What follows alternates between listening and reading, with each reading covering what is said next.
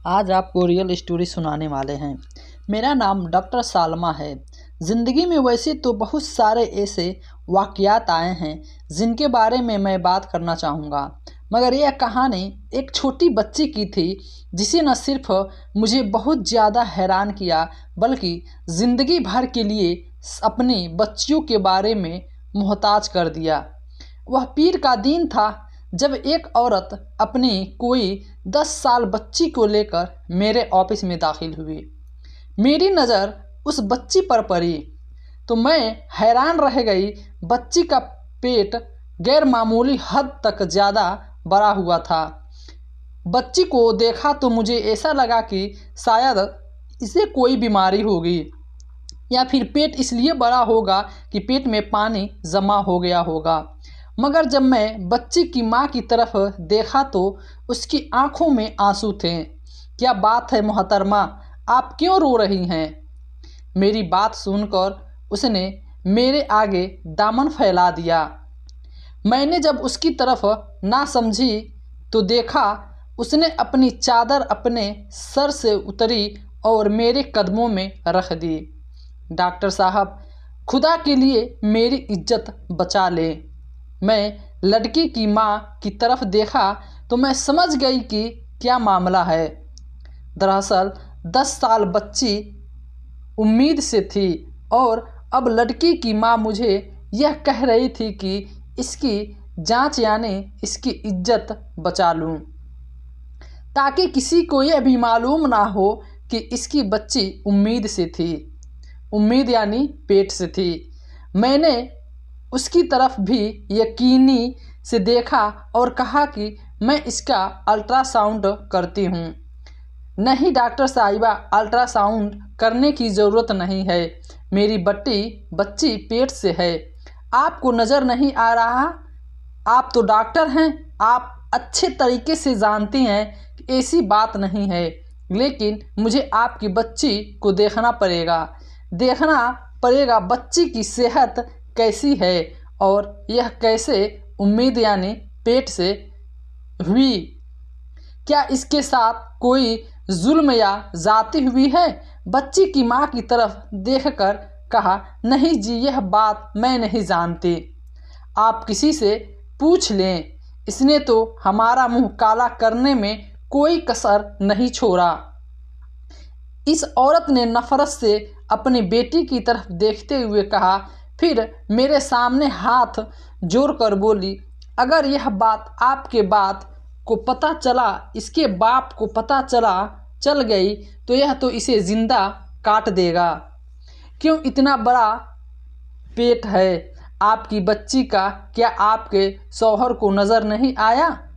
मेरी बात सुनकर यह अपने आंसू पोंछते हुए बोली, नहीं, वह तो यही समझते हैं कि इसके पेट में पानी भर गया है, जैसे कोई इन्फेक्शन हो गया हो। वैसे भी मेरी बच्ची की शोहरत बहुत नेक है, यह तो अपने मोहल्ले में कुरान पढ़ने जाती है। तो सिर्फ यह बच्चों से आगे है बल्कि दूसरे बच्चे भी पढ़ाती है। यह मेरा मतलब है अपने से छोटे बच्चों को पढ़ाती है, क्योंकि इसे कुरान पाक बहुत अच्छे से याद है। इसी वजह से तो मेरी बेटी पर कोई कभी ऐसा इल्ज़ाम नहीं लग सकता। और वैसे भी अभी तो इसकी बहुत छोटी उम्र है, अभी तो यह इसका बचपन है। इसकी माँ होकर इसकी तरफदारी कर रही हूँ, बल्कि बात असल ये है कि ये हमारी बच्ची बहुत नेक महल में रहते हैं, पढ़ते हैं और बहुत ही अच्छे अखलाक के हैं और इन्हें किसी चीज़ की कमी नहीं है। इसके तो स्कूल का माहौल भी बहुत अच्छा है, हर तरफ की ज़रूरत है। मेरी बच्ची के साथ ऐसा कोई मामला नहीं है, लेकिन बस क्या करें, जो अल्लाह की मर्ज़ी है। यह कहकर इस औरत ने सर झुका लिया तो मुझे इस पर शक होने लगा था। ऐसा तो नहीं हो सकता कि बगैर किसी आदमी के, बगैर किसी जुल्म और जाति के यह बच्ची उम्मीद यानी पेट से हो गई हो।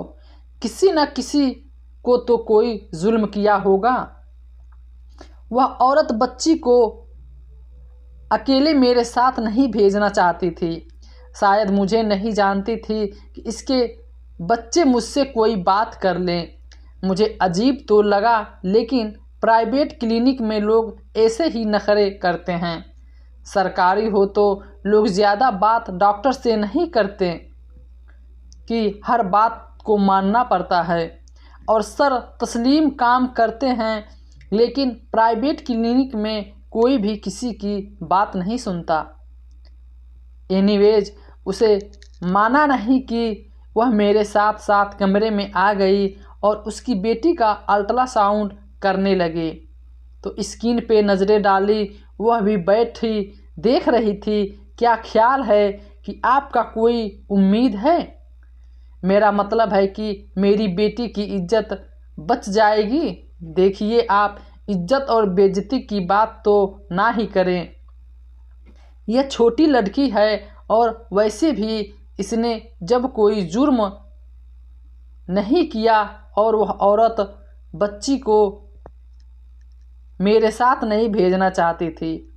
मुझे नहीं, शायद वो बच्ची मुझसे कोई बात कर ले और अजीब लगा, लेकिन प्राइवेट क्लिनिक में लोग ऐसे ही नखरे करते हैं और सरकारी में लोग तो ज़्यादा डॉक्टर से बात भी नहीं करते।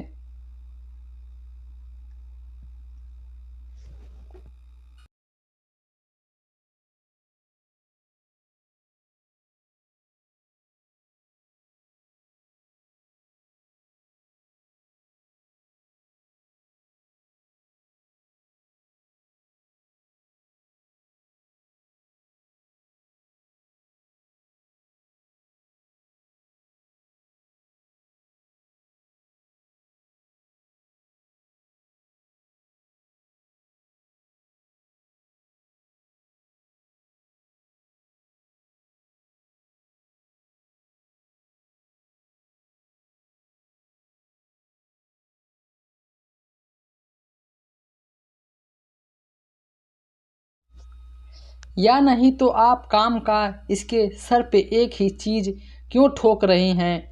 छोटी बच्ची को ऐसा मालामाल कोई दिलचस्पी नहीं होती। आपको अपनी बेटी के माहौल की खबर रखनी होगी। आपको पता चलना होगा कि यह किसके साथ मिलती जुलती है, क्या करती है, कहाँ जाती है, इसके साथ कौन कौन रहता है, वगैरह वगैरह। लेकिन इसके साथ साथ आपको अपनी बेटी का ख्याल भी रखना होगा। अल्ट्रासाउंड रिपोर्ट आते ही आपको पता चल जाएगा कि आपकी बेटी के साथ क्या मालूमात हुए हैं। मैं इस औरत को बता दिया, हालांकि मैं सब कुछ जान चुकी थी। अल्ट्रासाउंड को पढ़ना मेरे लिए कोई मुश्किल बात नहीं थी। मैंने आधा घंटा फिर भी सोच विचार की मैं इस औरत को क्या बात कहूँ। ऐसा हो गया कि यह बुरा मान जाए, अपनी बेटी को मारना पीटना शुरू कर दे। मैं इस औरत के साथ बड़े तरीके से बात की। मैंने कहा, देखिए, आपकी बच्ची बहुत नाजुक मोहल्ले से गुजर रही है। इस लम्हे पे इसकी जान भी जा सकती है, इसलिए आपको इसकी बहुत ज़्यादा केयर करनी होगी। अगर आप इसका ख्याल रखेंगे तो ही इसकी ज़िंदगी आसान होगी। वैसे भी आप बच्ची की माँ हैं, कोई दुश्मन तो नहीं। तो आप इसके साथ इतना बड़ा स्लो करेंगे। आपकी बच्ची उम्मीद से है, यानी पेट से, और इस बच्चे को उठाए हुए 7-8 महीने गुजर चुके हैं। ऐसे में आपकी बच्ची को अगर मैं ज़ाया कर दूंगी तो फिर भी हो सकता है कि इसके लिए ज़िंदगी भर मुस्कुराहट हो जाए। तो इस मौके पे आप इस बच्चे को ज़ाया नहीं कर सकते। आप ऐसा करें कि अपनी बच्ची को ले जाएं और इसका ख्याल रखें। बच्चा पैदा होने से गैर कानूनी काम करना भी नहीं चाहिए और वैसे इस पर किया भी नहीं जा सकता। एक तो इसकी उम्र बहुत कम है, दूसरी आपकी बच्ची की सूरत हाल बहुत नाजुक है। इसका ख्याल रखें, इससे घर ले जाएं और अपने औरत को यह बात कहकर मटन कर दिया था। मगर वो रोने लगी, बोली कि डॉक्टर साहिबा, आप जो बात कर रही हैं वो बिल्कुल नामुमकिन नहीं है। अगर मैं अपनी बच्ची को अपने घर ले जाती हूँ तो बच्चा पैदा होने से पहले वो ज़िंदा ज़मीन में गाड़ दी जाएगी।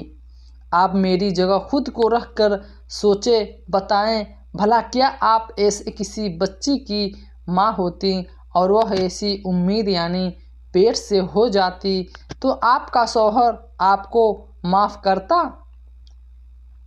सारी बातें को बच्ची की माँ पर ही आती है। सवाल इसकी तरबियत पे उठते हैं। मैं इसे घर नहीं ले जा सकती। आप कोई ना कोई हाल निकाले, वरना तो मेरे लिए अपनी बच्ची को छोड़ने के अलावा और कोई चारा नहीं है। इस औरत की सवाली देखकर हैरान रह गई। आप अपने बच्चों को छोड़कर कहाँ जाओगे? आपकी बच्ची के अलावा आपका सहारा ही कौन है? देखिए मैडम, यह बात तो मैं नहीं जानती, लेकिन अगर आपके पास कोई हाल है तो बता दें, क्योंकि यह बच्ची या तो मौत के मुंह में जाएगी या फिर आप इसका कोई इलाज कर दें। मेरी बात सुनकर बच्ची की मन में रोने लगी और मैं बच्ची की माँ को एक पेशकश की। तब मैं इस औरत से एक बात कही कि अगर तुम अपनी बच्ची को मेरे क्लिनिक पर ही रहने दो, बच्चा पैदा होने तक इसे घर ना लेकर जाओ, तो क्या यह मुमकिन है? उसने झट से कहा कि हाँ, ऐसा मुमकिन है। मैं अपने शौहर से कह दूंगी कि अपनी बेटी को अपनी बहन के घर भेजा है। बहाने तो झांसी होती है, वह मेरी साथ दे देगी। इसे भी पता है कि मेरी बच्ची के साथ क्या मालूमात है। बस मैं अपने शौहर को किसी तरीके से काबू कर लूँगी। आप बताएं, क्या आप इस काम के कितने पैसे लेंगे? वो औरत बीमार थी और साथ में मजबूर भी थी। अपनी बेटी के लिए बहुत परेशान हो रही थी। मैंने उसे तसल्ली दी और कहा कि मुझे आपसे कोई पैसे नहीं चाहिए। मैं तो बस इस बच्ची पर रहम खाकर आपको यह बात कह रही हूँ। वैसे भी मेरे क्लिनिक में रात के कोई नहीं होता, मैं ही होती हूँ। मैं इसका ख्याल रखूँगी और बाकी का वक्त मैं इसे अपने घर ले जाकर जाऊँगी। आपको अगर मुझ पर भरोसा हो तो फिर इसे यहाँ पे छोड़कर जाइए। इस बच्चे की माँ को और क्या चाहिए? वह तो पहले ही परेशान थी। कहने लगी, ठीक है, मैं इसे यहीं छोड़ जाऊंगी। इसके जाने के बाद मैं बच्ची से पूछा, बेटा तुम क्या स्कूल जाती हो? इसलिए मुझे सारी बातें बता दी। मेरा शक था कि शायद स्कूल में वैन वाले ने इसके साथ कुछ ऐसी हरकत ना की हो जिसके नतीजे में ऐसा हो गया हो, मगर ऐसा बिल्कुल भी नहीं था। बच्ची ने मुझे ऐसी कोई मालूमात नहीं बताई। हालांकि वह डरी हुई थी। नहीं लगता था कि वह बच्ची के इल्म में हाथ रखा था और मासूमियत से पूछने लगी, डॉक्टर साहिबा, क्या मेरे भी बच्चे होंगे? मैं अम्मा बन जाऊंगी? हाँ बेटा, तू अम्मा बन जाओगी, लेकिन इसके लिए तुम्हें बहुत याद करने की ज़रूरत है। करने से मना कर दिया, वह भी तुम्हें बस अपना ख्याल रखना होगा।